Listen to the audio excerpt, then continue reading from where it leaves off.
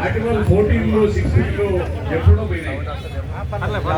ఈ విద్యుత్ రంగంలో ప్రజాస్వామ్యాన్ని రాజ్యాంగాన్ని గౌరవించేటువంటి విధానాలు కూడా ఈ విద్యుత్ రంగంలో ఉక్కు పానాల కింద వేసేటువంటి ప్రయత్నం చేస్తున్నారు.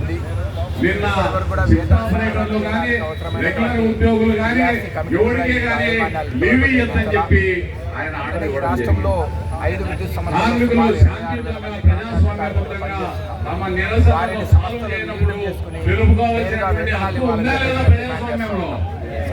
కేవలం ప్రజాస్వామ్యం రాజకీయ నాయకుల కోసమే కార్మికుల కోసం కూడా ఉందా లేదా? అంటే ఈ ప్రజాస్వామ్యము రాజ్యాంగము రాజకీయ నాయకులకు అధికారులకే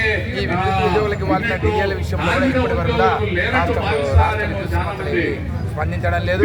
ఈ డిమాండ్ల సాధన కోసం విజయవాడ, విశాఖపట్నం కార్యక్రమాలు కొనసాగిస్తూ ఉన్నాం. ఇప్పటికైనా ఈ స్ట్రగుల్ కమిటీ చర్చలు చేసే యాజమాన్యం ఆ సమస్యల మీద చర్చించి పరిష్కరించాలని, పరిష్కరించకపోతే ఆగస్టు 10వ తారీఖున చెలో విజయవాడ కార్యక్రమాన్ని కూడా చేపట్టడానికి ఏమాత్రం వెళ్తామని చెప్పేసి